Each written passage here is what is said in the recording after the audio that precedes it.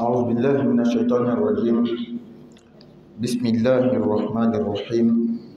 الحمد لله والصلاة والسلام على سيدنا رسول الله محمد وعلى آله وأصحابه ومن والاه.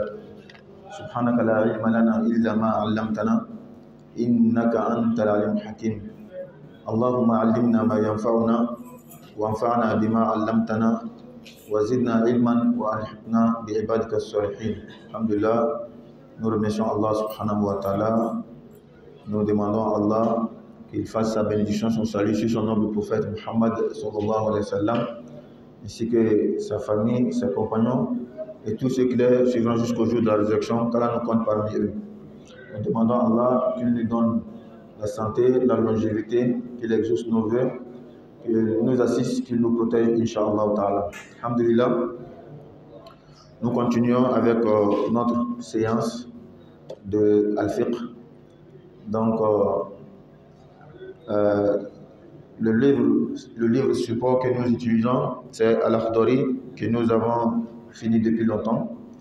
Nous avons jugé bon de parler sur des questions relatives à l'après salam. Après assalamu alaikum wa rahmatullah, dans la prière, c'est qu'on fait.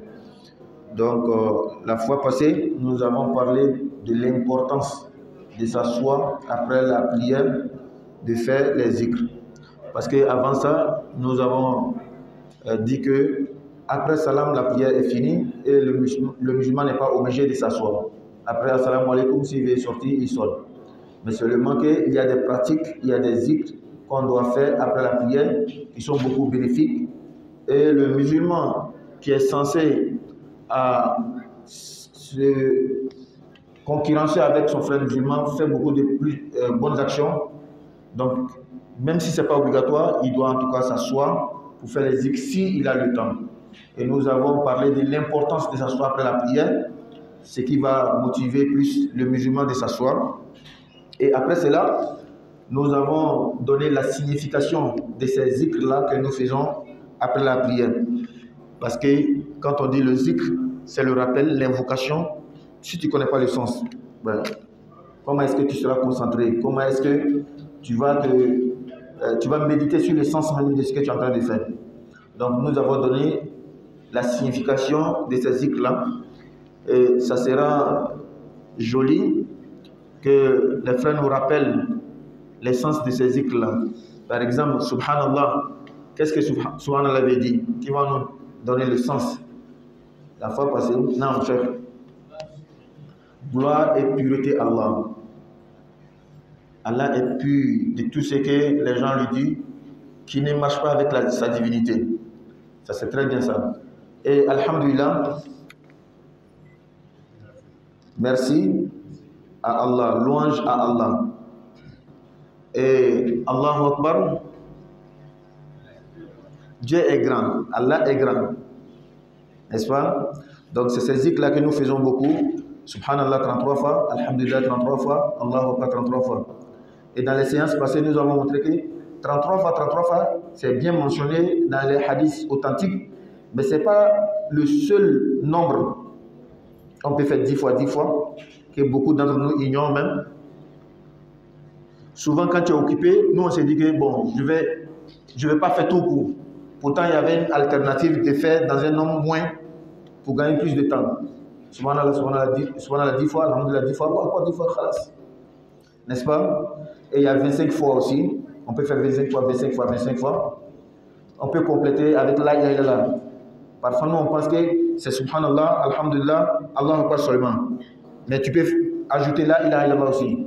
Subhanallah 33 fois, Alhamdulillah 33 fois, Allahu Akbar 33 fois, la ilaha illallah 33 fois. Et la ilaha illallah, c'est un grand zikr.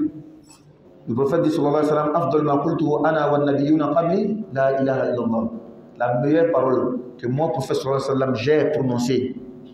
Et même les prophètes avant moi ont prononcé, la meilleure parole, c'est la ilaha illallah. Et après le salam, la plupart d'entre nous, ce n'est pas les 3 zikrs là seulement on fait. Quand on fait le salam, automatiquement, les premiers zikrs que nous faisons, c'est astaghfirullah, astaghfirullah, astaghfirullah, 3 fois. Donc, toujours dans le cadre de donner la signification des zikrs, Qui va nous donner le sens de Astaghfirullah? Je vais prendre Isaac. Astaghfirullah veut dire quoi? Que Dieu me pardonne. Je demande pardon à Dieu. Vous voyez? Donc, Astaghfirullah, Astaghfirullah, Astaghfirullah 3 fois. Je demande pardon à Dieu, je demande pardon à Dieu, je demande pardon à Dieu 3 fois. Ensuite, généralement, la plupart d'entre nous, disons après les 3 Astaghfirullah, Allahumma anta salam, wa minka salam, tabarakta, ya dhal jalali wal ikram. Est-ce qu'il y a quelqu'un pour nous donner la signification de ça? Allahumma anta salam, wa minka salam, tabarakta, ya dhal jalali wal ikram. Hein? Bismillah, Cheikh. Non. Allah, c'est toi la paix. Non. C'est de toi que vient la paix. Wa minka salam. Tabarakta. Sois béni, oh Allah. Si c'est nous, que nous soyons bénis, là c'est qu'Allah nous fasse grâce. Mais quand c'est Allah qu'il soit béni, c'est pas que quelqu'un lui fasse grâce ou nous, non, non, non. Qu'il soit honoré, qu'il soit magnifié. N'est-ce pas? Donc, sois béni, tabaraka, ya dhal jalali wal ikram. Ô toi, le détenteur, le propriétaire de la grandeur et la magnificence. N'est-ce pas? Très bien, barakallahu fik. Et on a dit astaghfirullah 3 fois. Allah pardonne-moi. Allahumma anta salam. On vient de donner le sens. Subhanallah. Gloire et pureté à Allah. Alhamdulillah. Louange à Allah. Allah Akbar. Allah est grand. Ou Allah est le plus grand. On a donné la différence la fois passée. Shukran, barakallahu fik.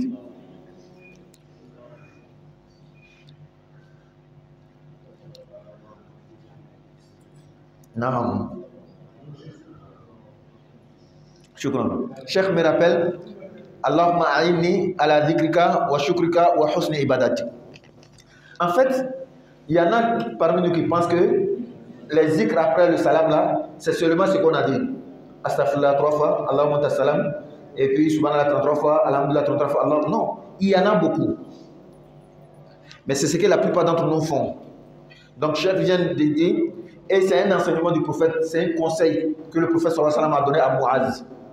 Muaz, inni uhibbuka fillah. Moi, je t'aime à cause d'Allah. Donc, désormais, après la prière, dis ces mots-là. Allahumma a'idni ala dhikrika wa shukrika wa husni ibadati. Allahumma, oh Allah, a'idni, aide-moi. Allahu Akbar. C'est-à-dire, l'adoration, la spiritualité, pour pouvoir bien faire, il faut l'aide d'Allah. Donc, il faut demander de l'aide à Allah. De la manière, quand tu finis la prière, tu demandes tout ce que tu veux, l'argent, maison, tout. Demande aussi la foi. Demande à Allah qu'il t'aide aussi. Allahumma, oh Allah, a'inni, aide-moi à la dhikrika, à t'invoquer. Wa shukrika, à te remercier. Wa husni ibadatika, et bien t'adorer. T'adorer comme il le faut, comme tu l'as demandé. C'est très bien. Donc, il y en a d'autres encore. Celui qui connaît, c'est pourquoi j'ai mentionné le livre Husnul Muslim. La citadelle du musulman, il y a beaucoup de zikr dedans. Hein? Donc, il y a aussi La ilaha illallah wahdahu la sharika lahu, pour compléter les 33. 33 fois 3, c'est 99. On complète à ça avec La ilaha illallah wahdahu la sharika lahu, lahul mulku wa lahul hamdu wa huwa ala kulli shay'in qadir. Et on avait donné la signification aussi la semaine passée. Mais La ilaha illallah, il y en a 2. La ilaha illallah wahdahu la sharika lahu, lahul mulku wa lahul hamdu. C'est-à-dire, il y en a, après le salam, ils font astaghfirullah, astaghfirullah, astaghfirullah 3 fois. Ils disent La ilaha illallah wahdahu la sharika lahu, lahul mulku wa lahul hamdu wa huwa ala kulli shay'in qadir. Allahumma la mani'a liman a'tayt wa la mu'tiya liman mana'at wa la yanfa'u dhal jadd minkal jadd. Ça c'est à part. Et puis le La ilaha illallah que tu dis pour compléter les 33 là, ça c'est à part. Donc il y a beaucoup de zikr. On fait à la mesure de notre possibilité. Quand on donne la bonne compréhension. Ça c'était on revient sur ce qu'on avait dit. On est revenu sur ce qu'on a dit la fois passée. Maintenant, les nouveaux cours que nous allons apprendre aujourd'hui, une question. Est-ce que les zikrs de la prière, l'après salam, ce qu'on a dit astaghfirullah 3 fois, Allahumma anta salam, subhanallah, la question est-ce que c'est obligatoire de dire étant assis dans la mosquée, ou bien on peut même sortir de la mosquée en marchant ou bien arriver dans notre lieu de travail, on peut faire le zikr là-bas? C'est la question.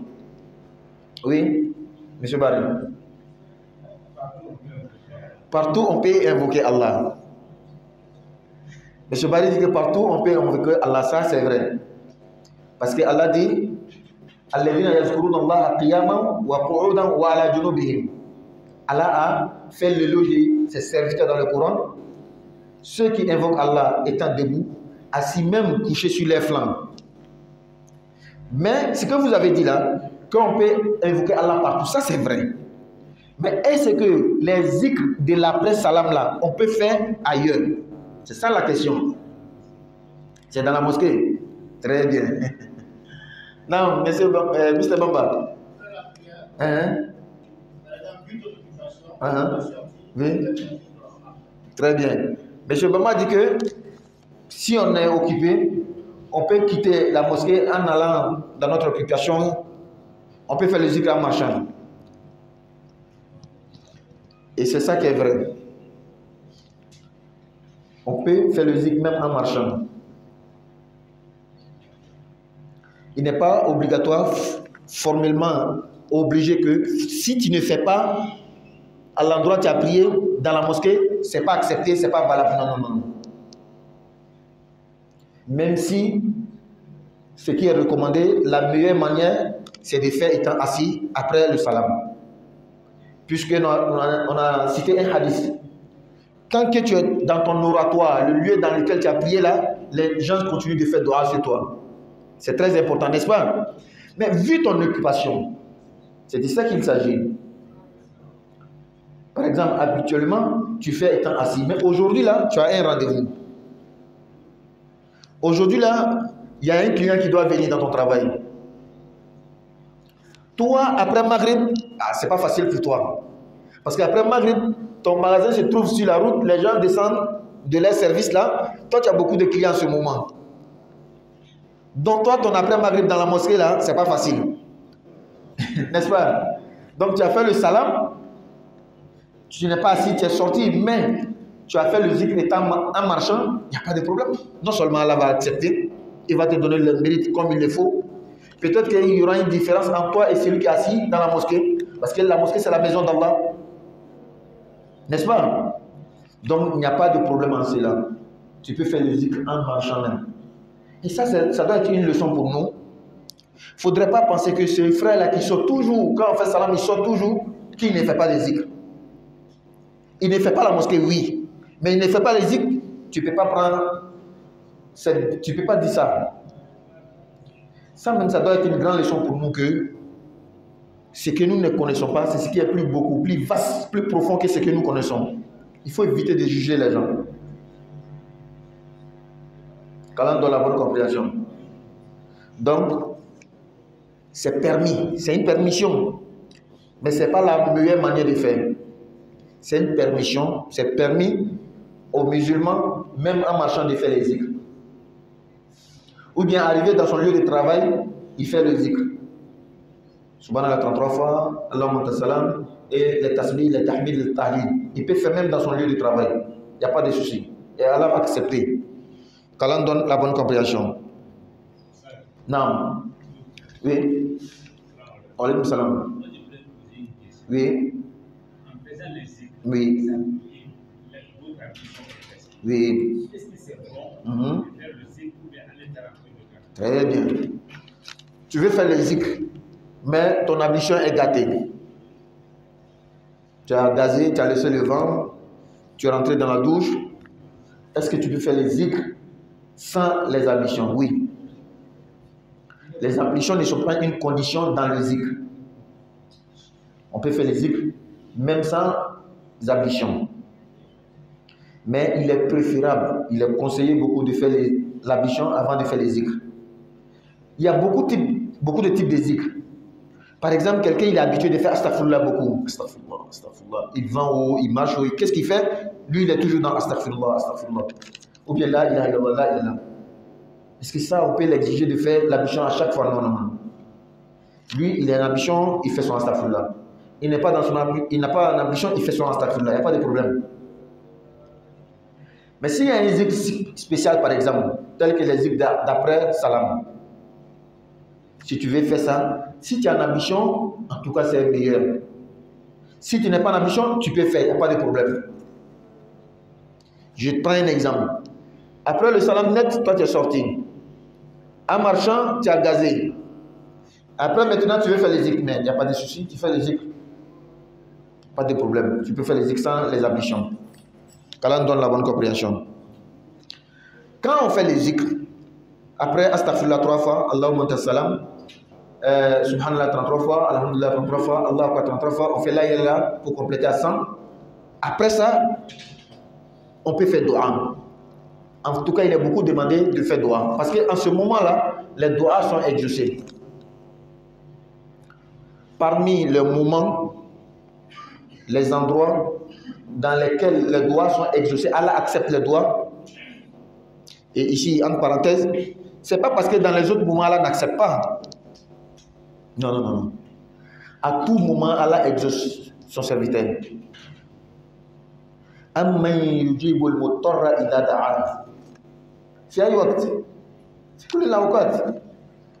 C'est Allah qui est le Seigneur qui exauce son serviteur en détresse à tout moment.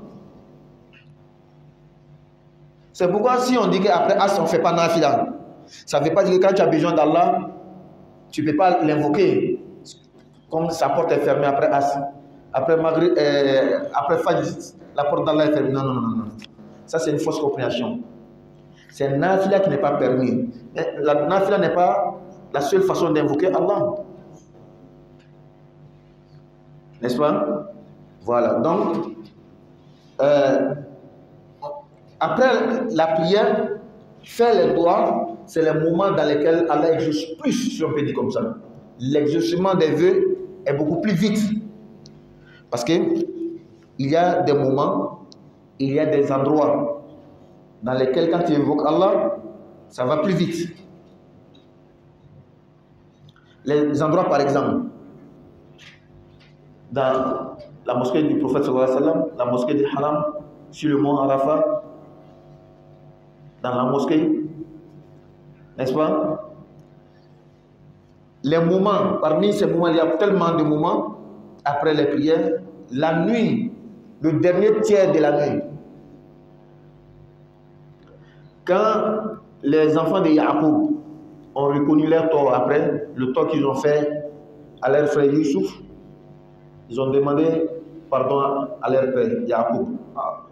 Astaghfirullah. Demande à Allah pardon pour nous. Il dit Sawfa astaghfirullah rabbi.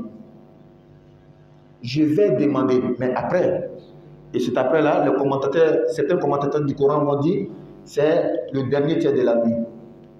En fait, le dernier tiers de la nuit là, c'est un moment spécifique pour certaines personnes. C'est pas pour tout le monde. C'est pas pour nous autres qui dorment jusqu'à matin là. Bamba, toi et moi on est dans le même bateau là. Hein? C'est pas pour nous qui dormons jusqu'à...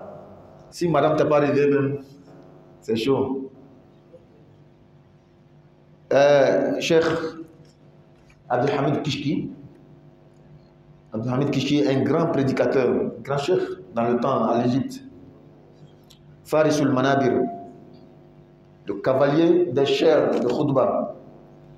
Il y a un de ses prêches dans lequel le titre c'est Laylatul Qadri wa sab'atun wa ishruna su'alan ou salasatun wa ishruna su'alan za mukhtir. La nuit d'Al-Qadr et les 23 questions. Dans son prêche, il dit, en parlant de Laylatul Qadr, il dit pourquoi Allah dit Inna anzalnahu fi Laylatil Qadr wa lam yaqul Inna anzalnahu fi Yawmil Qadr li'anna al-layla huwa jalisu salihin. Allah dit Inna anzalnahu fi Laylatil Qadr. Moi j'ai révélé le Coran dans la nuit d'Al-Qadr. Pourquoi Allah n'a pas dit dans le jour d'Al-Qadr, mais il a dit dans la nuit d'Al-Qadr? Il dit li'anna al-layla huwa jalisu salihin. Dans la nuit, c'est le moment dans lequel les pieux s'asseyent pour invoquer Allah. Au moment où nous autres dormons là, et ils se réveillent. à la fin de la nuit, ce n'est pas un moment de sommeil pour eux. C'est un moment de s'asseoir, de poser, de communiquer avec Allah. Et dans le même prêche, qu'est-ce qu'il va dire? Il y avait une servante d'Allah, une femme qui invoquait beaucoup Allah la nuit, elle ne dormait pas. Son mari va lui dire, Ya amatallahi ala tanamin. Qalat kayfa yanamu man ya'lamu anna habibahu la yanam. La femme répond à son mari. Le mari dit à sa femme, est-ce que tu ne vas pas dormir? Elle va répondre à son mari, comment quelqu'un peut dormir sachant que son bien-aimé ne dort pas? Donc, le dernier tiers de la nuit, je dis bien le dernier tiers de la nuit, c'est le moment dans lequel les gens s'asseyent pour invoquer Allah. Et Allah exauce plus rapidement. Quand il y a un riche parmi nous, il est très généreux. Mais tu es parti chez lui, dans un moment, il n'a pas la tête tranquille. Tu allais lui demander. Souvent, il peut te refuser. Hein? Souvent, il peut te donner, mais ça ne sera pas ce que tu veux. Mais quand tu vas chez le riche là, il est généreux, mais tu vas chez lui. Tu as bien choisi le moment parce que tu t'es renseigné sur lui. Et puis, tu n'es pas parti seul. Il a un ami là qui est vraiment, il ne refuse pas ce que l'ami lui demande. Tu as pris l'ami pour aller chez lui. Donc, tu sais qu'à 90%, tu vas avoir pour toi, n'est-ce pas? Et ce qu'il va te donner, ça va beaucoup te profiter. C'est comme ça aussi. Quand on parle d'un moment dans lequel Allah exauce les vœux, en fait, il exauce plus vite et puis il y a beaucoup de choses dedans, quoi. Donc, après la prière aussi, c'est comme ça. Quand on donne la bonne compréhension. C'est pourquoi quand la prière finit, il ne faut pas vite te presser pour sortir. En tout cas, s'il n'y a pas de raison. S'il y a une raison, si tu es occupé, il n'y a pas de souci. Surtout pour quelqu'un que chaque fois il a dans la mosquée après la prière, c'est ce seul jour, mais 2 jours, 3 jours, son travail a changé. Il ne faut pas te gêner même, il faut partir. Allah même va te comprendre. Allah que nous voyons là, il comprend. Hein? Sinon on pense qu'Allah ne comprend pas. Ou bien, le prophète dit sallallahu alayhi wa sallam, je te donne un hadith. Celui qui a l'habitude de faire des nafilas ou bien des zikrs, et par moment il est tombé malade, ou bien il a voyagé, Allah lui inscrit qu'il a fait. À cause de sa maladie, il n'a pas fait. Allah dit qu'il a fait. À cause de son voyage, il n'a pas fait. Allah dit qu'il a fait. Allah lui inscrit. Alors, donc chaque fois après la prière, toi tu t'assois pour faire les zikrs. Une semaine là, ton travail est chaud, tu es parti. Tu penses qu'Allah est mauvais comme nous. Allah n'est pas mauvais comme nous. Allah va te comprendre, il va te faire des grâces. Quand on donne la bonne compréhension. Donc, on peut faire les zikrs. L'idéal, c'est de faire les zikrs étant assis nam. Oui. Pardon? Oui. Oui.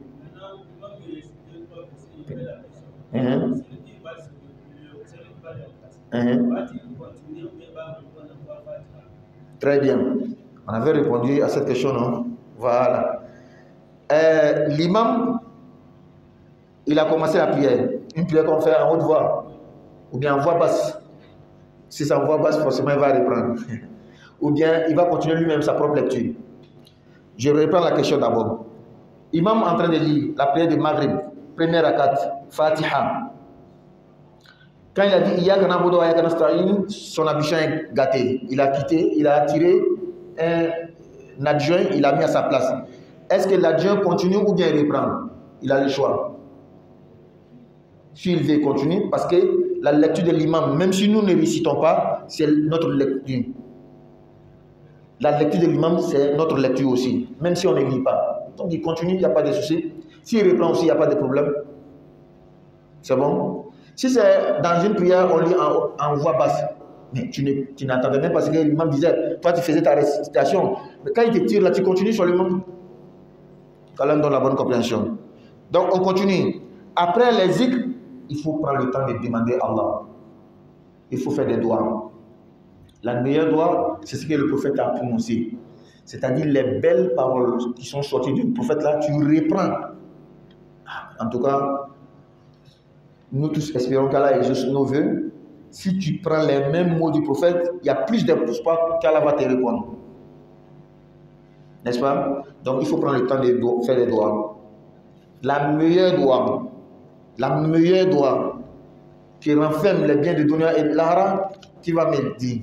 Je veux quelqu'un pour me dire la meilleure doigt. Traoré. Qui a dit à Traoré? Non, Traoré, c'est Rabbana. Il y a beaucoup de Rabbana, il y a 40 Rabbana dans le Coran. C'est quel Rabbana? Très bien. Rabbana atina fi dunya hasana wa fil akhirati hasana wa qina adhaban nar. Voici la meilleure doigt. Hein? C'est la meilleure chose. Rabbana, oh Allah notre Seigneur, atina, donne-nous fi dunya, dans cette vie présente, hasana, la belle part. Wa fil akhirah, dans l'au-delà, hasana, la belle part. Wa qina, protège-nous, adhaban nar, contre le feu de l'enfer. Même dans Hajj, tous les doigts qu'on doit faire, si tu ne connais pas faire Rabbana seulement, n'est-ce pas? Donc, pour un musulman, après Assalamu alaikum wa rahmatullah, il a fait Astaghfirullah 3 fois, Allahumma anta salam, Subhanallah 33 fois, les autres, il fait Rabbana atina fid dunya hasana wa fil akhirati hasana wa qina adhaban nar, khalas. S'il sort, il n'y a pas de problème. Mais celui qui augmente, ziyadatul khayr khayr, celui qui augmente le bien, il aura plus de bien que celui qui n'a pas augmenté, n'est-ce pas? Voilà, c'est toujours comme ça.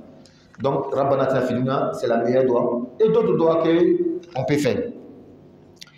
Maintenant, il y a une doigt qu'on ne doit pas oublier. Chacun d'entre nous sommes tenus obligatoirement de faire cette doigt-là. C'est quelle doigt? C'est Allah même qui nous a recommandé, c'est dans le Coran. C'est de faire les doigts pour nos parents. Allah dit wa qur rabbi irhamhuma kama rabbayani saghira. Wa qur rabbi irhamhuma, et dit Allah, fais miséricorde à mes géniteurs, à mes parents, père et mère, kama rabbayani saghira, comme ils m'ont élevé tout petit. C'est très important.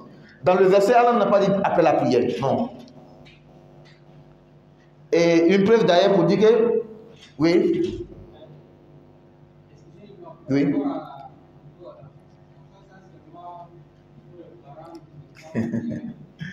Ah ouais, quand même dans la bonne compréhension, je viens. Donc, cette doigt-là, on peut dire à tout moment. Et le verset nous montre qu'on doit dire fréquemment, pas seulement après la prière. Mais comme c'est souvent après la prière qu'on est un peu concentré sur les yeux et les doigts, si on fait après la prière, c'est bon. N'est-ce pas? Et le frère demande à savoir que si les parents ne sont pas musulmans, est-ce qu'on peut faire doigt? Malheureusement, on ne peut pas faire. Et Allah est catégorique dans le Coran pour nous dire, on ne peut pas faire. Ça fait mal au cœur, mais c'est pas facile. Et même Ibrahim, Allah va nous donner l'histoire d'Ibrahim qui avait commencé à faire, après il a laissé. Parce que Allah lui a dit non, tu ne peux pas faire. Non.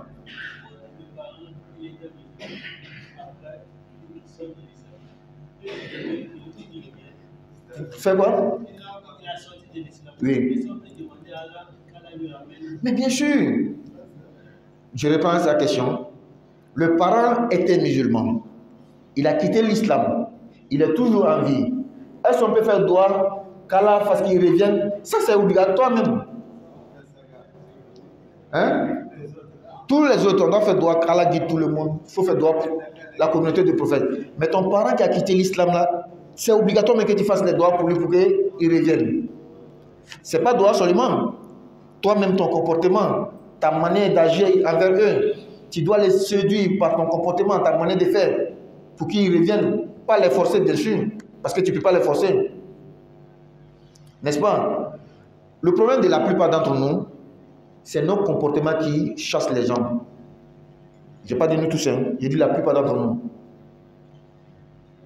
Fais en sorte que ton comportement parle plus que ta parole. Donc, et je vais même ajouter, ton parent même qui a quitté l'islam là, tu peux lui faire doigt même, qu'Allah lui donne la santé, la longévité. Qu'Allah te facilite ce que tu vas avoir pour lui donner à manger. Et il a quitté l'islam, ça ne veut pas dire que tu ne dois pas prendre soin de lui. Hein. Même s'il a fait l'apostasie, il a quitté l'islam.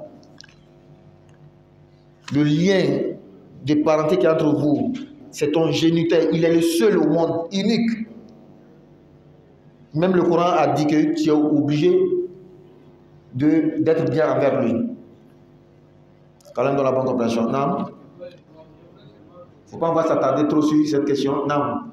C'est toujours de la même question. Oui. Est-ce qu'il y a des doigts spéciaux pour les deux ou c'est la même doigt spéciale? Ah, est-ce qu'il y a des doigts spéciaux pour qu'ils reviennent? Ou c'est les mêmes doigts? Non. La doigt que dit Rabbi Irhamhuma, Allah fasse la miséricorde, ce n'est pas les mêmes doigts. Allah mahdi. Allah guide-le. Et même tu n'es pas obligé de dire en arabe. Dis en français, dis dans ta langue, Allah guide mon père, guide ma mère. N'est-ce pas? C'est très important. C'est-à-dire, nous-mêmes, on a besoin de la guidance. C'est pourquoi nous disons 17 fois au moins par jour. Et le prophète disait, Allahumma inni as'aluka al-huda wa tuqa wa al-afafa wa al-ghina. Beaucoup de doigts du prophète, il y avait toujours la guidance dedans. Allahumma hadina fi man hadayt wa afina fi man afayt. Toujours la guidance. Et il y a deux sens dans la guidance que nous demandons. Il y a la guidance quand Allah nous guide vers le bien. Il y a la guidance quand Allah nous maintient dans le bien. C'est bon? Quand Allah nous aide. Très bien, on continue. Donc, il faut faire les doigts après la prière. Parce que c'est un moment, Allah exige plus. Maintenant, une question. Est-ce que je peux faire les doigts dans ma langue? Moi, je ne comprends pas arabe. Moi, c'est ma langue que je maîtrise. Est-ce que je peux faire les doigts? Il n'y a pas de problème. Hein? Oui. Mais spécialement après la prière. C'est-à-dire après les zikrs. Quand je fais au moins astaghfirullah, ça j'ai dit en arabe. Allahumma salam. Parce que j'ai appris.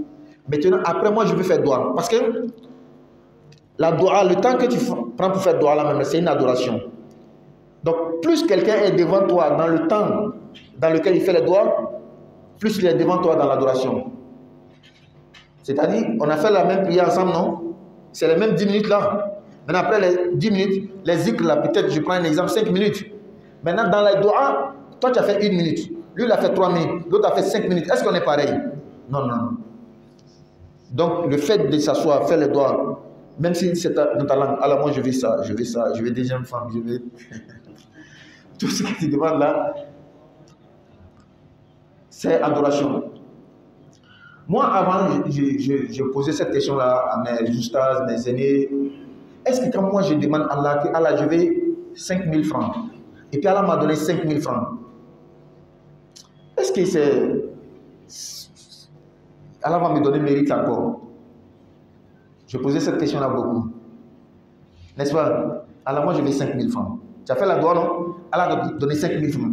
Est-ce que tu vas avoir mérite encore? Pourquoi pas? Tu veux trouver le mérite? Parce que chez Dieu, il y a toujours le double. C'est-à-dire ce que tu demandes là, il va te donner, il va faire plus encore. Mais je vais répondre à cette question-là par un hadith du prophète sallallahu alayhi wa sallam. Le prophète parlait de l'aumône que l'homme doit faire, la sadaqa que l'homme doit faire. Le prophète a cité, jusque-là, il a dit wa fi bud'i ahadikum sadaqa. Même le fait d'être avec ta femme, vous passez plaisir ensemble, même ça aussi c'est sadaqa. Allah t'inscrit comme une bonne action. Tu prends plaisir avec ta femme là, Allah t'inscrit une bonne action. Les savants sont étonnés. Aïe, comment ça? C'est ma femme, j'ai pris plaisir avec elle. Pourquoi Allah va me donner encore mérite? Comme ce que moi j'ai dit, tu as demandé 5 000, Allah t'a donné 5 000. Où elle a fait des mérites dedans encore?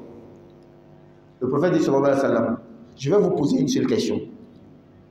Est-ce que plaisir que toi tu as pris avec ta femme là, si tu l'avais fait avec une femme qui n'était pas permis, tu allais avoir péché ou pas?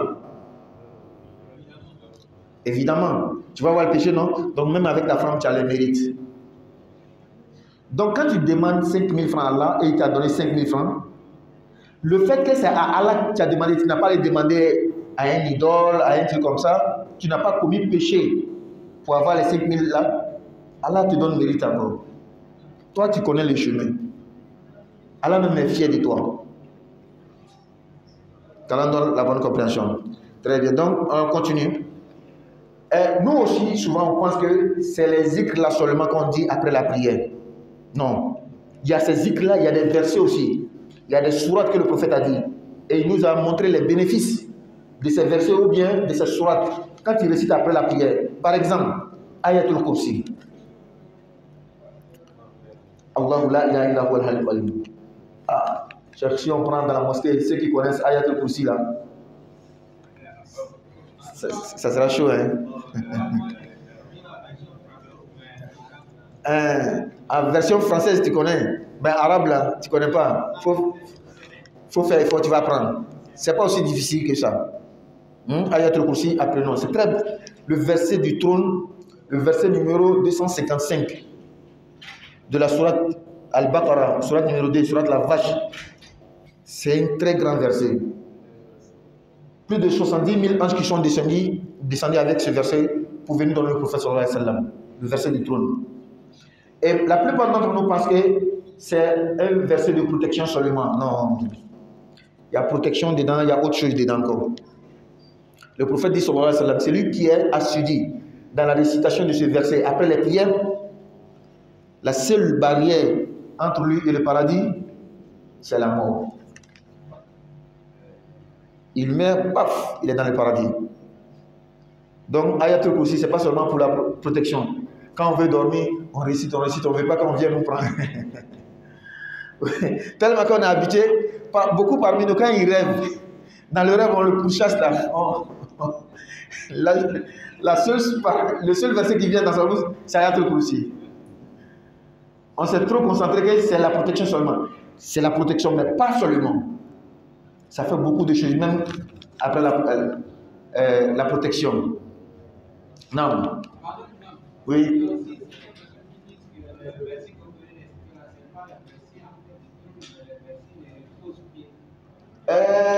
Mon frère, pardon, laisse-moi tout près ici.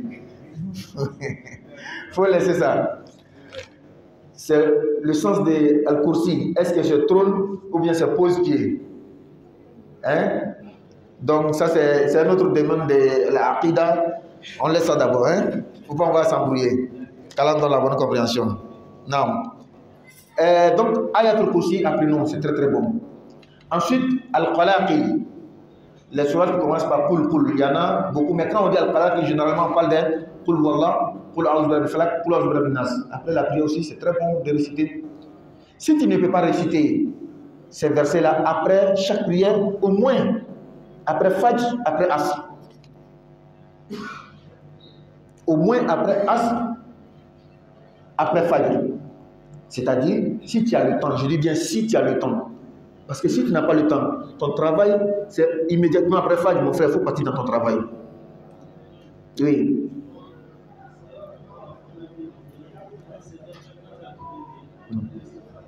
Et fait quoi? Il récite Fatiha. Il y a des frères, ils récitent Fatiha. Réciter la Fatiha n'est pas un problème. Le problème, certains savants vont nous dire que le fait de prendre comme une tradition, chaque prière tu lis Fatiha là, c'est ça qui est un problème. Parce qu'il n'y a pas de preuve dedans. Sinon, la Fatiha en elle-même, c'est une grande sourate. Une grande sourate, on peut réciter pour demander à Allah, on peut réciter aussi dans le hadith authentique rapporté par Bukhari. Quelqu'un a récité la Fatiha pour guérir, pour soigner quelqu'un. N'est-ce pas? Le prophète va nous dire dans un hadith, celui qui lit la Fatiha 10 fois, le prophète va dire les mérites qu'Allah va lui donner.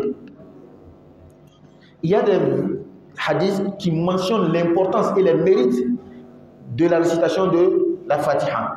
Maintenant, prends la Fatiha comme une tradition après chaque prière, c'est ça maintenant qui est un problème. Qu'Allah donne la bonne compréhension. Donc, Ayatul Kursi après chaque prière, c'est très bon. Qul Wallah, Qul A'udhu Birabbil Falaq, Qul A'udhu Birabbin Nas, c'est très très bon. N'est-ce pas? Bien, on passe de là maintenant à une autre question. C'est une série de questions. Est-ce que les zikrs là, Subhanallah 33 fois, Alhamdulillah 33 fois, Allah Akbar 33 fois, on fait avec les doigts ou bien avec le chapelet? Oui? Avec les doigts. Et si on fait avec le chapelet, c'est bon ou c'est pas bon? C'est bon. Pour ne pas se tromper, on fait avec le chapelet. Hein? Très bien. Et pour élargir la question, est-ce que l'utilisation même du chapelet, comment c'est perçu? Quelle est la position de l'islam dans l'utilisation du chapelet? Depuis, dans le temps, les savants musulmans sont divergés sur l'utilisation du chapelet. Il y en a qui disent que Jaiz, c'est permis. C'est-à-dire mutlaqan, que ce soit dans la mosquée, que ce soit à la maison, que ce soit partout, que ce soit pour n'importe quel zikr, c'est permis. Il y en a qui disent que c'est permis seulement pour d'autres zikrs, mais pas les zikrs après la prière. Il y en a qui disent que c'est permis, mais pas dans la mosquée devant les gens, que ce soit seulement dans la maison. Et il y a un troisième groupe qui dit que c'est bid'ah, c'est une innovation et c'est interdit, on ne doit pas utiliser le chapelet. Qu'est-ce que j'ai dit le début? Je dis que c'est une divergence, non? Très bien. C'est la partie qu'il faut beaucoup comprendre. Parce que certains parmi nous, c'est qu'eux, ils aiment, même quand il y a 3 positions sur quelque chose, et ils veulent prendre une seule position, et ils ne mentionnent que cette position, et ils ne veulent que tout le monde suive cette seule position. Ça aussi, c'est pas bon. N'est-ce pas? Et le fait même, si quelqu'un qui est habitué, ou bien c'est son travail, quand il y a 3 positions, 4 positions, lui prend un seulement, il ne parle que de un. Il fait croire aux gens comme c'est un seulement qui existe. C'est une manière d'être malhonnête dans la science. C'est une manière d'être malhonnête dans la science. Vaut mieux que tu cites toutes les positions et tu dis voici ma position. Et même tu peux aller plus loin. Les autres positions ne sont pas soutenues par des preuves fiables, palpables. Tu peux même ajouter ça parce que tu parles de ta position, ta manière de comprendre les choses. Mais faire croire comme s'il n'y a qu'une seule position, c'est d'être malhonnête dans la science. Qu'Allah donne la bonne compréhension. Donc depuis dans le temps, les gens sont divergés sur l'utilisation du chapelet. Mais d'où part la divergence? Ah, c'est ça aussi. Où est-ce que la divergence a commencé? Sur quoi la divergence a commencé? Le prophète sallallahu alayhi wa sallam utilisait que ses doigts pour faire le zikr.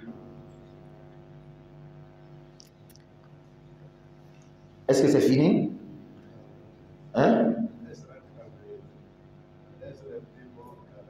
Pardon? Non, le prophète même, en tout cas, ce qu'on a vu dans les hadiths, le prophète n'a jamais utilisé que ses doigts. C'est ses doigts seulement qu'il a utilisé. Mais à côté de ça, il y a eu des sahaba, des sahabiyat, les femmes sahabat, des sahabas même, qui ont utilisé des pierres pour faire les zikr. Les pierres, cailloux, pour faire les zikr. Le prophète les a vus. Il ne les a pas interdits de faire. Dans un hadith, le prophète a vu une femme qui prenait les pierres pour compter pour faire les zikr. Après, le prophète lui a dit, moi j'ai dit une parole qui englobe tous les autres zikr. Subhanallah wa bihamdi, adada khalqi, wa ridwa nafsi, wa zinata arshi. Quand tu prends le hadith, tu vois que le prophète n'a pas parlé de la pierre en question. Mais c'est le type de zikr. C'est du type de zikr que le prophète a parlé. Dans un autre hadith, le prophète va nous dire, fais les zikr avec les doigts là. Hunna mustantaqat. Le jour de la résurrection, Allah va demander aux doigts de parler. Donc les doigts seront des témoins. Pour ou contre nous. Hein? Donc quand tu utilises les doigts pour faire les zikr, les doigts vont témoigner pour toi. Pas sur toi, mais pour toi. Pas contre toi, mais pour toi. N'est-ce pas? Mais malgré tout ça, le hadith n'est pas clair, le hadith n'est pas explicite pour dire qu'utiliser autre chose à part les doigts est interdit. N'est-ce pas? Donc, depuis dans le temps, il y a des gens qui sont d'accord, on peut utiliser les chapelets, d'autres ne sont pas d'accord. Si tu n'es pas d'accord, il n'y a pas de souci, mais ton problème sera que est-ce que tu es quelqu'un qui a un cœur libre dans la science? Lui, il a fait ce que moi, je pense que ce n'est pas bon, mais il y a en tout cas une preuve dedans. La preuve n'est pas celui sur moi seulement. Il faut être du genre comme ça. Qu'Allah donne la bonne compréhension. Hein? Pardon? Très bien. C'est pourquoi, et regardez, Ibn Ousaymin, on l'a posé la question. Ibn Baz, on l'a posé la question. Ils ont été simples. La meilleure manière de faire, c'est avec les doigts. C'est ce que le prophète a fait. On n'a pas vu quelque part le prophète a fait autre chose à part les doigts. Ils disent quoi? La meilleure manière. Mais là-bas, ça, il n'y a pas de problème, il n'y a pas de gêne pour celui qui fait avec le chapelet. On peut faire avec le chapelet. Ibn Ousaymin a dit, Ibn Baz a dit, seulement qu'il y en a d'autres qui sont catégoriques, qui sont, c'est pas bon. On a posé une fois une question à un oustaz comme ça, sur le chapelet. Il dit c'est pas bon. Et regardez comment il va donner, il va expliquer sa preuve. Que chapelet, c'est à quelle langue? On dit c'est en français. Il dit, ah, toi-même tu vois. Qu'Allah donne la bonne compréhension. Ça, c'est juste une parenthèse. Donc, la question du chapelet, c'est une divergence. Celui qui fait, il n'y a pas de problème. Celui qui ne fait pas, il n'y a pas de problème. Qu'Allah donne la bonne compréhension. Non. Donc, il est l'heure, il est 10. On va s'arrêter ici. Prochainement, il reste quelques questions et puis on va finir. On va reprendre, Inch'Allah, le livre. Qu'Allah donne la bonne compréhension. Qu'Allah nous facilite la mise en pratique. Qu'Allah nous assiste, nous protège. سبحانك اللهم وبحمدك نشهد ان لا اله الا انت نستغفرك ونتوب اليك سبحان ربك رب العزه عما يصفون وسلام على المرسلين والحمد لله رب العالمين